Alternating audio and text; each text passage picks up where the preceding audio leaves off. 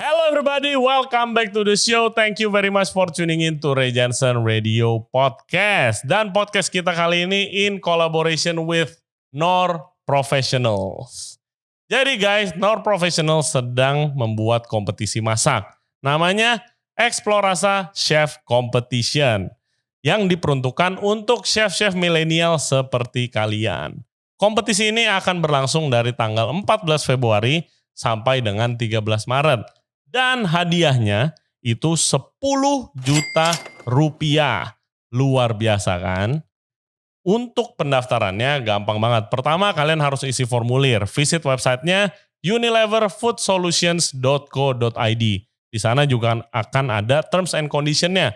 Jadi ada beberapa list bahan yang kalian harus pakai di masakan kalian. Kalian mau pakai 1, 2, 3 atau mau pakai semuanya itu terserah kalian. Yang kedua, kalian harus of course pakai Nor Professionals dalam masakan kalian. Dan yang ketiga, kalian harus ceritakan kenapa kalian pilih untuk masak makanan itu. Dan semuanya itu harus di-upload di Instagram atau Facebook kalian. Untuk yang Instagram, jangan lupa pakai hashtag Explorasa dan Nor Explorasa. Juga kalian tag Unilever Food Solutions ID. Sekali lagi pakai hashtagnya dan tag Unilever Food Solutions ID. Untuk di Facebook, pakai hashtagnya dan tag UFS Indonesia. So, good luck untuk semua yang ikut kompetisinya. Tamu podcast kita kali ini adalah salah satu jurinya dari kompetisi Explorasa Chef Competition.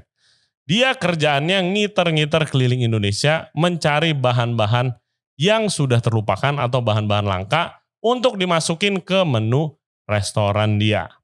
Namanya Chef Ragil Imam Wibowo, tamu podcast favorit kalian juga.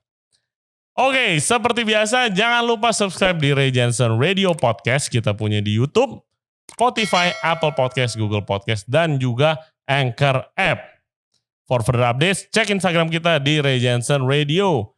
Oke, without further ado, please welcome Chef Ragil. Enjoy the show.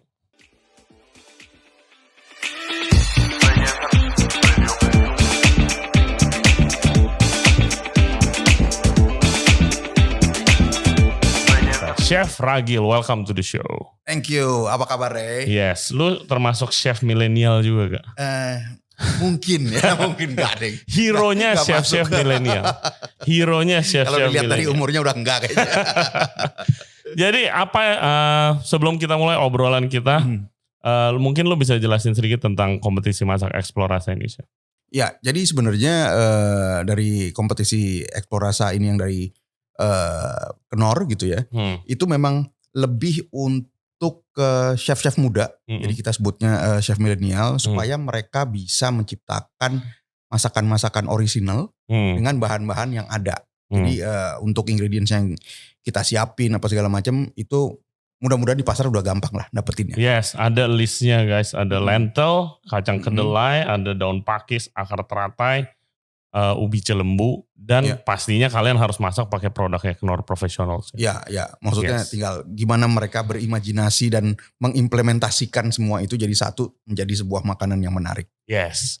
Jadi kan kalau lu sendiri, ini karena temanya eksplorasa gitu ya. Kan lu ya paling cocok lah, lu orang yang paling mengeksplor rasa, yang paling gue kenal gitu. Sampai keliling-keliling Indonesia bahkan dunia gitu kan. Sebenarnya apa yang lu cari waktu lu set misalnya ke daerah gitu. Apa yang lu cari? Apakah ada ide makanannya baru lu keluar? Apakah dari bahannya dulu yang lu hunting? Atau lu pikiran kosong aja lu langsung pergi? Sebenarnya kalau idenya kenapa gue banyak keliling Indonesia itu adalah satu, emang gue selalu merasa bahan-bahan Indonesia ini kurang dieksplor. Satu itu. Jadi ketika gue datang itu walaupun udah ada dengan beberapa data bahwa di sini ada ini, ada itu apa segala macam.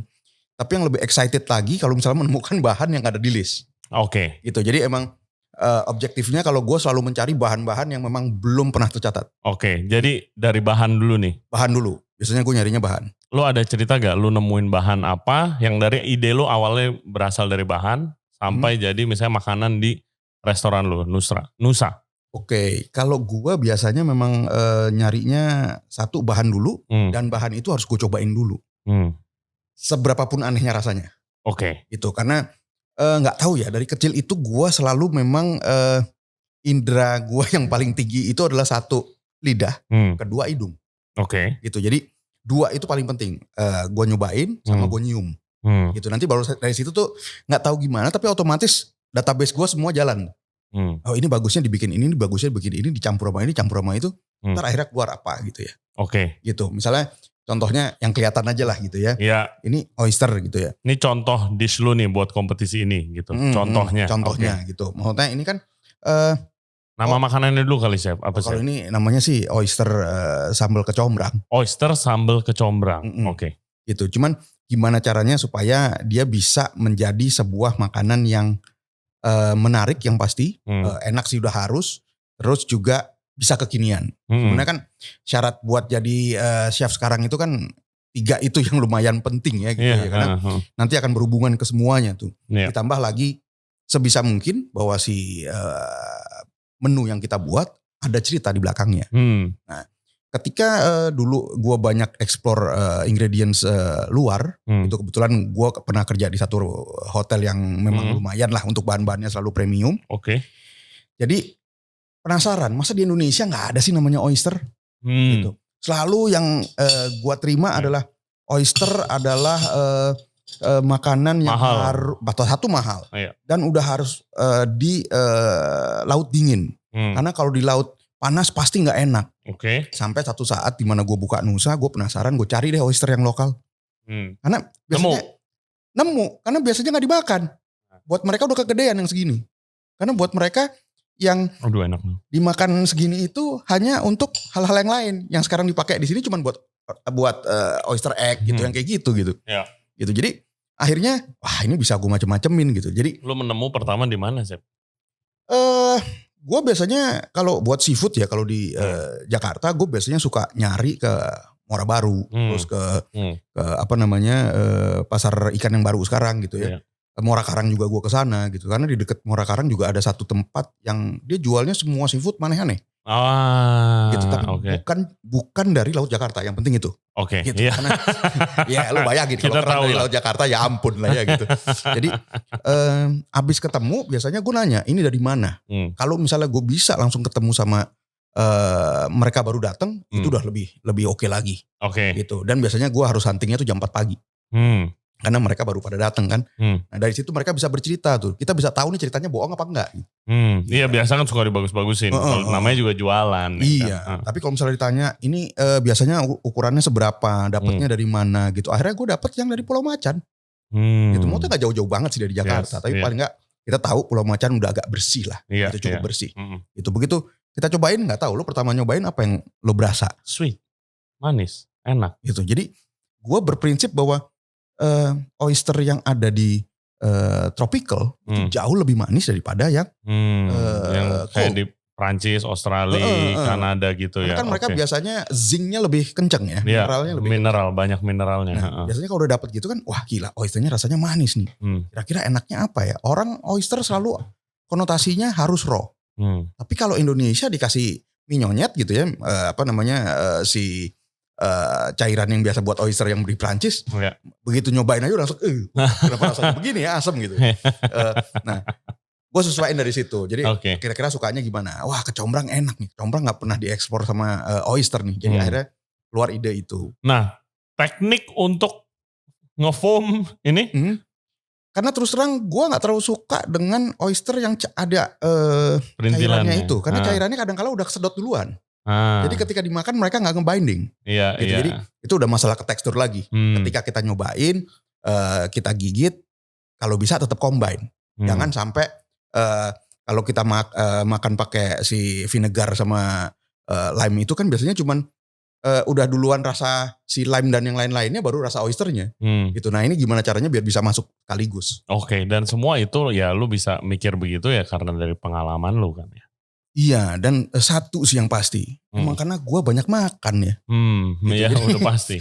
Jadi memang pengalaman makan itu yang akhirnya bisa juga jadi database. Terus untuk kompetisi ini, yang lu jadi jurinya, apa yang lu lihat dari dish-dish ini, apa yang lu cari gitu? Satu sih yang pasti sebagai seorang chef muda gitu ya, mereka harus mengerti proses membuat menu yang baik dan benar. Nah, gimana caranya? Mereka harus tahu dan mengerti bagaimana menceritakan menu ini ketika orang mau nyobain. Jadi harus ada story behind. Oke. Gitu. Ya itu sekarang penting banget sih. Cerita dulu. Kalau kenapa lu masak makanan ini? Iya, kalau kita sebagai seorang chef yang memang profesional yang bisa sekolah dan lain-lain, kita udah tahu bahwa memang kalau mau buat menu harus ada ceritanya cerita di belakang itu sebagai narasi sebuah menu. Tapi kan ini gimana caranya kita men-sharing juga kepada teman-teman chef muda yang mungkin tidak melewati sekolah dengan benar ya. Gitu. Nah, ini supaya mempercepat proses mereka bisa mengerti membuat menu yang bagus. Setuju. Gitu. Dan kemudian juga idenya. Idenya nih dari mana mereka bisa dapat ini. Kedua adalah bahan-bahan yang sudah kita listing yang harus dipakai sama mereka. Dan itu enggak berarti mereka pakai satu nggak boleh pakai yang lain. Gitu. Mereka kombinasi dengan itu pun juga boleh. Dan ketiga yang nggak kalah pentingnya adalah plating.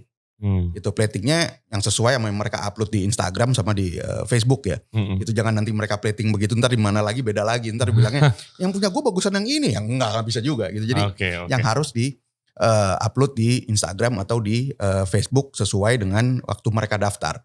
Gitu. Jadi karena kita tidak mencoba, jadi tiga hal itu. Itu susahnya sih kalau jadi juri zaman sekarang nih, kalau kompetisi masak online semua kan. Kalau dulu kan mungkin ketemuan. Iya. Cobain gitu. Satu, sama mereka yang paling penting adalah mereka juga ngasih tahu cara metodenya. Nah, dari situ bisa kelihatan tuh. Ya rasa apa. Ya paling nggak kalau ada resep kita udah bisa tahu nih. Ini sebenarnya bikinnya diukur apa enggak apa segala macam udah langsung kelihatan lah gitu. Maksudnya kalau kayak musisi ngelihat note-nya bener apa enggak, fals apa enggak, dari sini udah bisa kelihatan dari resep. Oke. Jadi guys sekali lagi ya gue remind submit ya menunya dari tanggal 14 Februari sampai 13 Maret di Unilever Food Solutions ID atau lewat Facebook di UFS Indonesia. Ya. Yes, oke. Gile, lu akan kalian semua akan dijudge sama juri-juri yang keren sih gitu sih. Lumayan sih deg-degannya. Pokoknya nggak usah dipikirin siapa jurinya, yang penting kreasinya harus dahsyat. Dan gitu. Kalau nggak bisa nyobain langsung, ya cerita itu jadi lebih penting lagi kan. Bener. Karena dari situ kita bisa melihat bahwa cerita ini di-create-nya salah-salah atau di-create-nya dengan hati yang paling dalam tuh kelihatan banget. Udah gak bisa dibohongin aja. Atau mereka mengerti gak dengan si makanannya gitu. Lu pernah gak sih kalau misalnya bikin suatu makanan, tadi kan kita udah ngomongin yang dari bahan. Awal mulai dari bahan. Nah gue mau nanya nih, kalau menurut gue ada suatu makanan bisa jadi itu pertama ada dari ide. Betul. Siapa tahu lagi ngayal aja gitu pengen bikin inilah. Tadi bahan kita udah omongin sama teknik. Ya. Nah, pernah gak lu bikin suatu makanan karena lu lihat salah satu teknik masak yang jarang digunakan di luar. Mungkin lu di luar lagi di trip lu ke pedalaman mana gitu lu lihat teknik masak. Oh ini kayaknya enak nih gitu.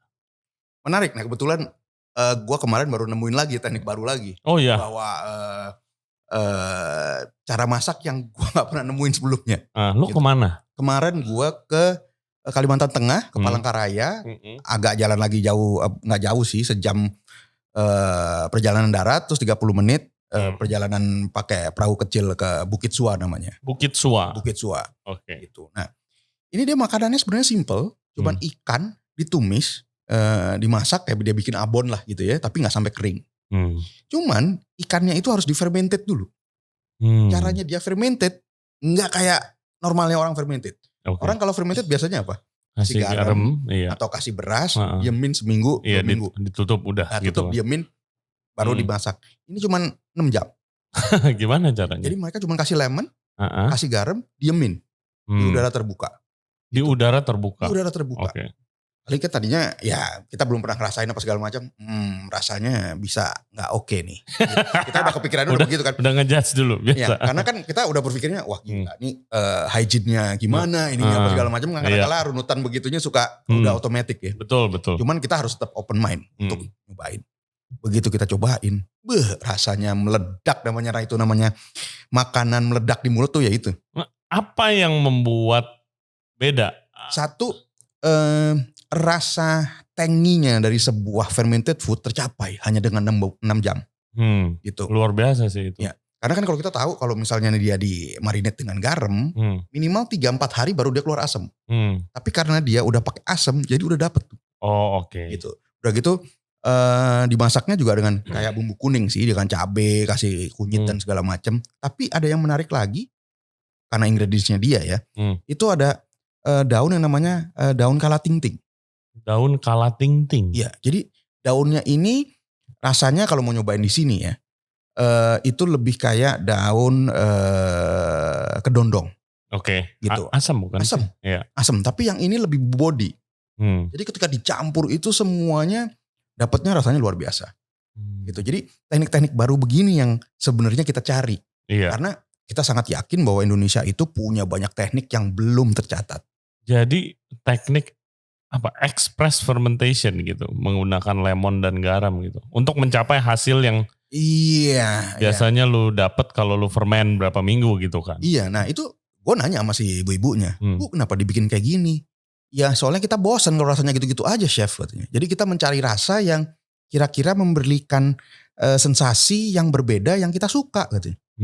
As simple as that. Itu maksudnya mereka kan punya teknik bikin wadi yang fermented fish. Apa tuh? Tunggu, lu jangan jelasin ke gua kayak gua udah tahu gitu loh wadi gitu kan. Listener kita banyak yang belum tahu. Apa wadi apa? Pelan-pelan. Wadi, apa itu wadi? Wadi itu adalah fermented foodnya orang Kalimantan. Banjarmasin, Palangkaraya tuh banyak. Menggunakan garam dan menggunakan beras. Oke. Gitu. Tapi ada satu lagi namanya pakasam. Pakasam yang ada ikannya bukan? Iya sama-sama ada ikan. Tapi yang satu pakai beras, yang satu pakai nasi. Gitu. Pakasam tuh yang pakai nasi. Perbedaannya itu. Oke. Iya. Jadi rasanya wadi lebih asam. Karena dia masih beras. Itu kena garam, dia otomatis bereaksi. Terus kemudian jadinya lebih asam. Kalau yang pakasam itu dia nggak terlalu asam. Kalau mau dimasak tinggal digoreng udah langsung enak tuh. Oke. Gitu. Tapi kalau wadi biasanya diproses, jadiin sambal atau dimasukin ke masakan gitu. Nah itu baru enak. Nah mungkin mereka idenya dari situ ya. Kalau misalnya gua runut gitu ya, buat mereka mendapatkan rasa-rasa yang asam dan fermented itu memang menjadi unik. Gitu. Dan ikannya yang dipakai nggak sembarangan loh. Ikannya yang dipakai gabus. Iya. Gitu. Dimana di sini gabus itu kan ikan mahal gitu, ikan disayang-sayang lah gitu. Nih ini pakai ikan gabus. Oke. Gue baru tahu ikan gabus disayang-sayang di sini. Karena di sini susah ikan gabus yang enak. Oke. Gitu maksudnya di Jakarta ya. Gitu. Tapi kalau di Kalimantan itu ikan gabus di mana-mana udah banyak banget dan enak banget. Emang beda rasa aja, Ri. Iya, kan lu di podcast sebelumnya bilang ikan Jakarta udah mati 10 kali. Iya, gitu. Apalagi gitu. Ada sih kalau yang gue tahu kalau nggak salah gabus ada farmnya di Parung. Oke. Tapi nggak bisa gede kayak di Kalimantan. Iya, beda lah ya. Wow. Ya itu dia guys, salah satu contoh teknik masak yang dari teknik dulu awalnya, ide sebuah masakan. Iya, biasanya mereka mencari rasa baru. Gitu. Dan rasa baru ini bisa dicapai dengan teknik. Gitu misalnya masa-masa dulu, katakan gua seneng sama molekuler gastronomi gitu ya, dimana dulu bahan-bahan semua masih susah apa segala macam. Kan lihatnya misalnya nggak usah jauh-jauh lah kaviar gitu ya. Wah gila kaviar bikin begitu. Seru ya, dan kayaknya gampang. Tapi di sini bahan-bahannya nggak ada. Gue mesti ngakalin pakai apa ya? Gue carilah pakai agar, gue carilah pakai apa gitu supaya bisa mencapai yang mirip lah paling nggak. Terus ada kepikiran, nggak taunya cendol juga mirip ya sama spherification gitu kayak gitu kan. Akhirnya keluar begitu gitu. Bener juga, iya cendol technically ya mirip-mirip cara masak. Kan, iya. Gitu. Cuman Indonesia punyanya waktu itu tepung beras, jadi dibikinnya pakai tepung beras. Gitu. Nah, yang kayak gitu akhirnya. Gimana caranya biar bisa jadi tetap modern tapi tetap pakai teknik-teknik juga yang lokal. Iya, gitu. Iya. Wow. Prosesnya berapa lama sih Chef kalau dari ide lu ini? Masing-masing menu berbeda. Gitu kayak gimana ya? Kalau misalnya emang lagi mood banget, gue sejam bisa jadi untuk satu resep. Tapi kalau lagi pengen suatu yang nggak bisa dapet terus yang gue mau, bisa sampai 6 bulan sampai setahun nggak jadi. Oke, contoh misalnya si tadi ikan yang difermentasi tadi misalnya, pakasam deh gitu. Lu ke sana terus kayak wah gila ini enak banget, lu pengen bawa ke Nusa misalnya. Lu bawa semuanya ke Nusa. Lu tesnya di situ.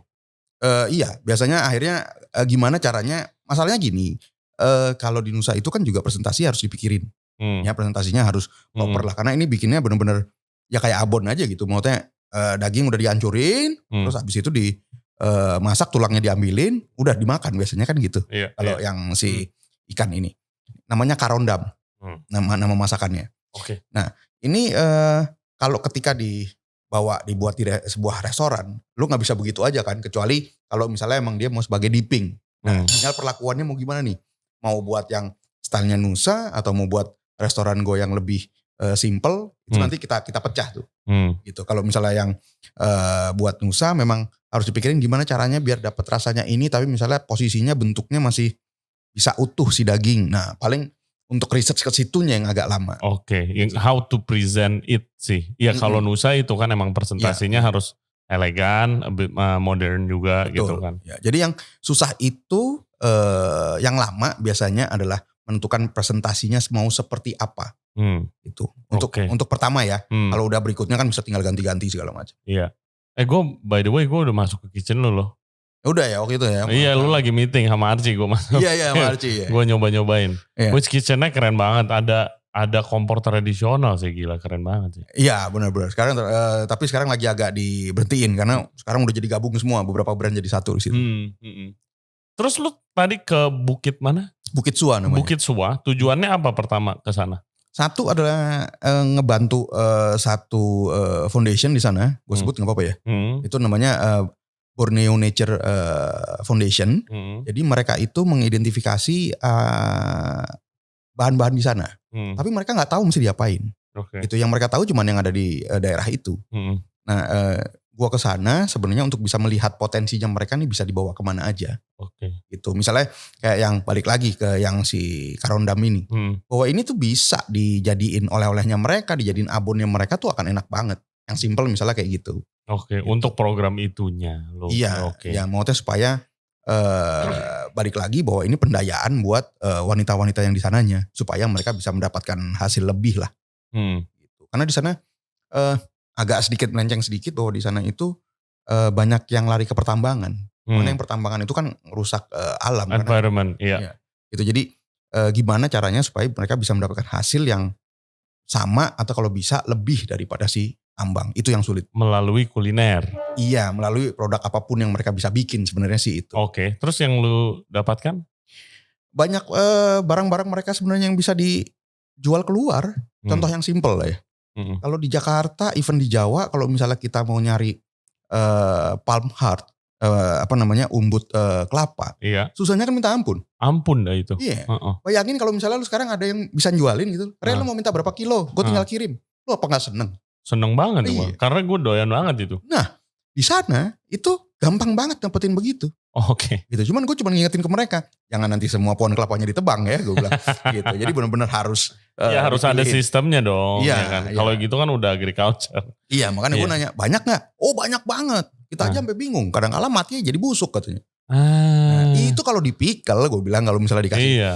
Dipikel biar awet, dikirim lah. Iya, udah gitu aja. Ditambah lagi rebungnya mereka, rebung bambu, enaknya minta ampun, manis.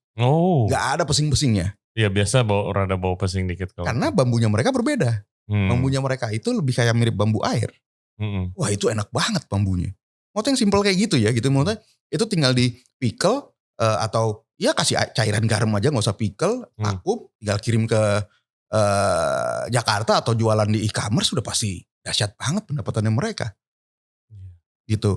Iya ya, lu mikirnya udah sampai ke sana, udah bukan makanan lagi tapi ekonomi gitu kan. Iya. Karena gue cuma mikir pengembangan ekonomi. Gue chef, gue cuma kalau buat mikirin di restoran, mikirin barang-barang gimana ngordernya, apa bikin menu apa segala macam. Iya mau sampai kapan? Gitu. Tapi gue harus bisa memberikan manfaat lagi dong buat orang. Kepikiran gue cuman itu aja sih. Wow. Gitu lebih ke situ aja. Maksudnya kenapa gue seneng juga ke daerah ngajarin ibu-ibu buat nyari ide buat oleh-oleh. Karena gue juga yang di podcast lalu gue juga udah pernah cerita. Gue paling sebel kalau ngeliat oleh-oleh tuh isinya cuman keripik singkong, abon gitu. Yang kayak gitu yang gak berkembang gitu. Gitu udah gitu. Atau keripik pisang gitu. Padahal daerah situ gak punya pisang.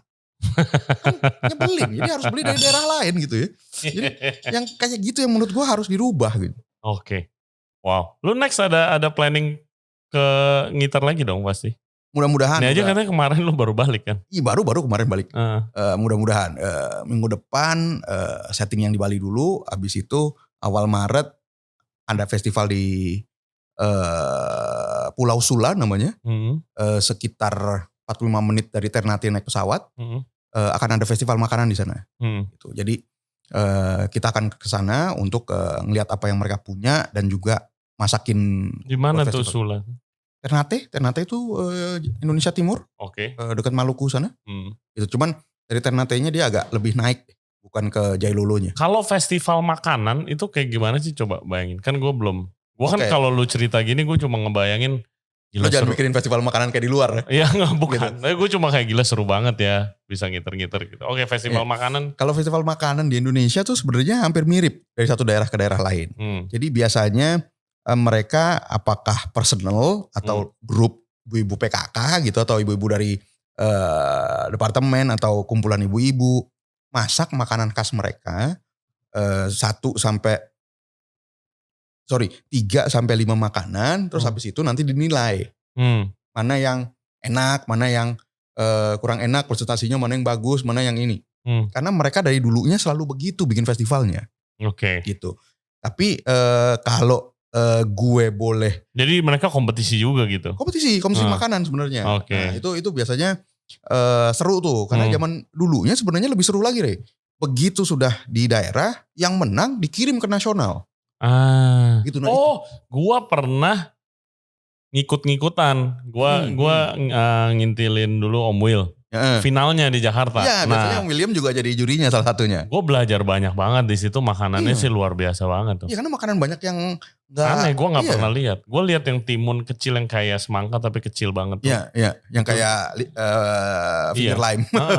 Tapi kecil banget, bentuknya kayak semangka guys. Terus daun MSG. Iya. Gue lihat di situ tuh. Iya. Rotan gue cerita gue nyobain rotan itu di situ, Seb. Yang pahit tuh akar rotan. Iya. Makanya itu gue juga penasaran kan waktu misalnya lagi di Jakarta ngeliat rotan rasanya pahit banget tapi ngapain mereka makan ya gitu. Tapi terus di Medan kadang-kala beberapa cerita akhirnya bisa nyambung. Di Medan kalau mau makan rotan harus dibakar dulu gitu, karena ketika dibakar dia menjadi lebih lembut.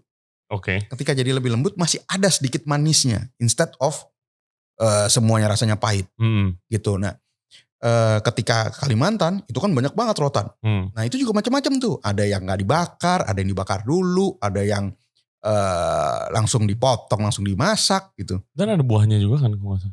Buahnya ada, tapi gue terus terang belum pernah nemu dan belum pernah nyoba buah rotan. Yang gue udah pernah nyoba malah buah mangrove. Buah mangrove, yang panjang itu sih? Iya, jadi itu dipakai, diambil, dijadiin dodol. Hah? Emang rasanya manis? Rasanya unik. Ya, manisnya karena mereka tambahin gula, tapi maksudnya secara teksturnya bagus banget. Kayak gitu, gimana? Chewy? Ya, chewy. Gitu, jadi gue sering lihat tuh kalau lagi ke pantai kan kayak gila itu bisa dimakan gak ya buah mangrove? Bisa. Bisa diolah. Wow. Gitu, itu juga enak juga. Nah, cuman karena mereka taunya cuman bikin dodol, ya akhirnya cuma jadi dodol aja. Gitu. Waktu itu gue minta dikirimin fresh, mereka belum bisa karena lagi nggak musim. Gitu. Jadi kadang-kala kalau udah lagi ke festival gitu, baru kita bisa nemuin barang-barang aneh tuh. Nah dari situ baru ngobrol sama ibu-ibu. Kalau misalnya ada acara gitu, biasanya gue memang minta extend 2-3 hari. Supaya habis festival itu gue bisa datengin ke tempat. Iya, baru explore tuh ya. Iya, baru ke sana. Wow. Iya, gue minta mulu pengen diajak nih gue. Ayo nanti kalau misalnya waktunya pas nih. Jadi guys, kalau dalam kompetisi ini Explore Rasa kalian pakai barang-barang yang aneh-aneh tuh. Dan juga barang-barang yang ada di listnya nanti ya itu mungkin nilai plus point tuh. Benar. Iya kan? Dan jangan dilihat bahannya cuma begitu aja ya.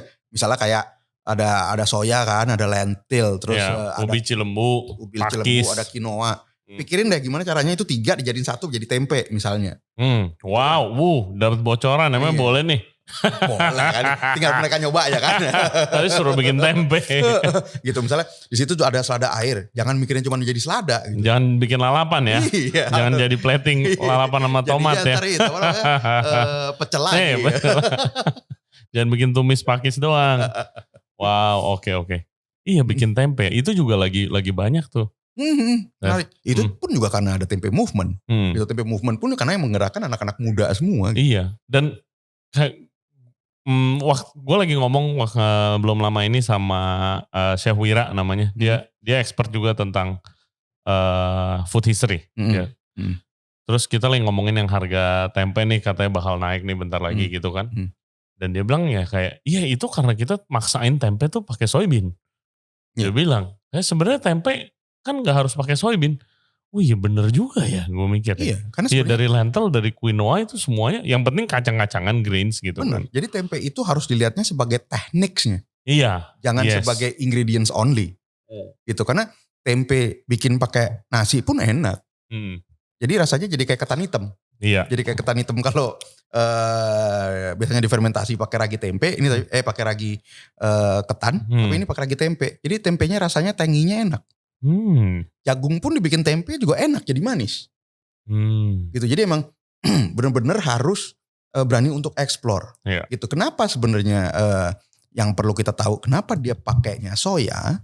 Karena soya memang secara kacang-kacangan itu yang paling tinggi gizinya. Jadi kenapa harus jadiin tempe? Karena supaya gizinya dapat semua. Gitu. Tapi semuanya intinya tuh bisa jadiin tempe. Gitu. Yeah. Wow. Yes. Kalau gue sih dari kecil ya dulu di rumah tempe goreng makannya pakai kenor.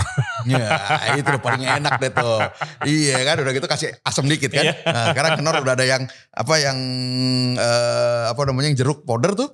Tambahin itu udah gampang tinggal kasih ketumbar. Yes. Ya itu quite surprising sih yang tadi gue lihat jeruk sih. I will definitely kayak bisa diaplikasikan ke bar. Kalau buat jadi lemon juice siapa tahu. Itu menarik. Kalau gue soalnya ngelihatnya selalu mungkin karena otak gue udah separuh atau udah 3/4 dagang ya. Gitu. Jadi gue ngeliat hitung dulu cost. Kan kadang-kala kalau misalnya kita ngeliat yang begini kan kita suka ngerasa wah gila mahal nih. Tapi begitu dirunut akhirnya bisa ketemu. Katanya lebih murah. Iya. I mean gue lihat waktu gue balik dari sini sih. Gitu gue balik dari Prancis. Kan kalau di Prancis kan ya bikin chicken stock, beef stock bisa berhari-hari. Ada stationnya sendiri tuh satu kompor yang gak mati-mati. 24 jam nyala. Bener. Terus habis itu kalau misalnya mau di sini ya nggak bisa sih. Maksudnya it's very hard gitu. Oh ya bisa kalau ada modalnya gitu kan. Tapi kayak it's very practical kalau ketemu ini gua. Satu itu. Kedua kadangkala suka orang lupa dengan konsep. Kalau konsepnya kita bikin yang memang volumenya cepat. Ya this is the way. Yes. Gitu maksudnya. Ini udah paling bener secara bisnisnya bagus, secara rasa nggak akan kemana-mana, standar terus, it's okay. Nah lu nextnya selain food festival itu akan ada, gue sebenarnya mau nanya Nusa kapan buka lagi? Nusa sebenarnya sekarang udah buka, tapi by reservation only. Oke. Gitu. Jadi udah by reservation only nih ya. Okay. Jadi biasanya 1-2 hari sebelumnya lah reservation only, abis itu kita buka. Terus gitu. Gimana? Banyak yang reservasi? Lumayan kalau misalnya untuk event-event tertentu misalnya kayak sering gue 2 kali terakhir ke sana kita mau nongkrong lagi ada acara melulu kan ya. Iya. Lumayan lah gitu maksudnya ada acara yang memang dia dijadiin buffet atau ada yang fine berapa kali gitu masih jalan sih. Ini makanan ini juga jadi menunya dong. Iya, biasanya malah gue jadiin amuse bouche. Oh, lu jadiin amuse bouche. Ya. Oke. Enak gitu. Sih. Lo gak makan dong? Udah habisin lah, gue udah apal rasanya. Ini boleh nanya gak gue? Boleh dong. Foamnya itu dari apa aja? Foamnya sebenarnya sambal dabu-dabu dikasih combrang. Ya, habis itu di blender, ambil airnya, habis gitu dikasih versawip. Karena ya itu tadi yang paling interesting dari sini ada ya si foamnya yang bikin rasanya tuh stay. Iya, benar. Lebih lama di mulut. Itu karena ngefek juga kan. Iya. Bener-bener. Itu bisa pakai versawip itu yang pakai mirip pakai lecithin tapi dia lebih stabil ya. Itu udah ada santan gamnya sama lecithin, soya powder supaya dia bisa foamnya bagus. Oke. Well, Chef, itu, mungkin kasih advice buat yang lagi ikut kompetisi eksplorasi nih. Gimana supaya lebih oke hasil produknya? Jangan simpelnya sih sebenarnya jangan takut-takut kalau namanya bikin menu, udah bikin menu aja sesuai apa yang kalian bisa capai saat itu ya, saat bikin menu. Yang pasti harus idenya kalian cari dulu yang benar, Habis gitu bahan-bahannya kan udah di listing semua. Jangan lupa juga pakai produk-produknya Knorr Professional. Terus juga teknik. Nah, teknik juga harus paling benar. Gitu. Jadi misalnya kayak tadi kalau misalnya yang contoh lagi lah, kalau misalnya kacang-kacangan ini main langsung direbus aja belum tentu semua kacang langsung direbus empuk kan. Yeah. Nah, itu yang harus dimengerti dulu. Jadi iya, lu bisa lihat nanti dari metode masaknya. Iya, atau do the research first. Itu waktunya sebulan kok. Itu maksudnya waktunya cukup lah ya. Maksudnya seminggu research dulu bahan-bahannya apa segala macam. Habis itu baru tentuin mau bikin menunya apa. Yes. Presentasi, gue yakin anak-anak sekarang udah lebih advance dari zaman gua dulu seumur mereka kali ya. Maksudnya udah banyak lihat, udah semuanya udah gampang, udah dapat dari mana-mana idenya. Zaman lu masih pakai chop parsley dong Bang? Kalau kita dulu kalau bilangnya chef parsley, chef tomat. Nah, kan tomatnya dibikin roast. Sekarang masih ada di restoran Chinese legend-legend tuh pakai masih ya gitu ya, udah begitu deh tuh. Roast tomat tuh udah is the best lah kalau zaman dulu. Oke, Chef Ragil, thank you banget udah datang dan mampir, dan thank you juga untuk Knorr Professional yang udah kolaborasi nih sama podcast kita. Jadi ingat ya guys, kompetisi masak Explorasa ini dari tanggal 14 Februari sampai 13 Maret harus masak pakai bahan-bahan yang ada di listnya. Boleh digabung, boleh satu-satu, boleh pakai semuanya kalau bisa kreasi. Nanti jurinya ada Chef Ragil, Chef Mil, Chef Gun-Gun, dan juga Chef Fernando Sindu. Jangan lupa pakai hashtag Explorasa dan hashtag Knorr Explorasa. Di-submit di dalam sebulan itu dan pemenangnya akan diumumkan di IG-nya Unilever Food Solutions ID. Jangan lupa. Yes, thank you banget Chef. Sukses project-project ke depannya. Dan gue tunggu ajakannya kalau mau keliling Indonesia. Wah, oke, siap-siap. Tapi biasanya dadakan nih, Re. Enggak apa-apa. Re, jalan besok. Aduh. Thank you banget ya, Chef. Thank you, Re. Oke guys, thank you very much buat yang udah nonton dan dengerin podcast kita kali ini. Jangan lupa subscribe di Ray Jensen Radio Podcast. Kita ada di YouTube channel, Spotify, Apple Podcast, Google Podcast, dan juga Anchor App. Buat further updates, please check out our Instagram di Ray Jensen Radio. Sekali lagi, ada 10 juta rupiah nungguin yang menang. Jadi langsung aja visit IG-nya unileverfoodsolutions.id. Kita juga akan kasih linknya nanti, link kompetisinya di description kita. Thank you very much. We'll see you next time. Bye-bye. Thank you. Thank you.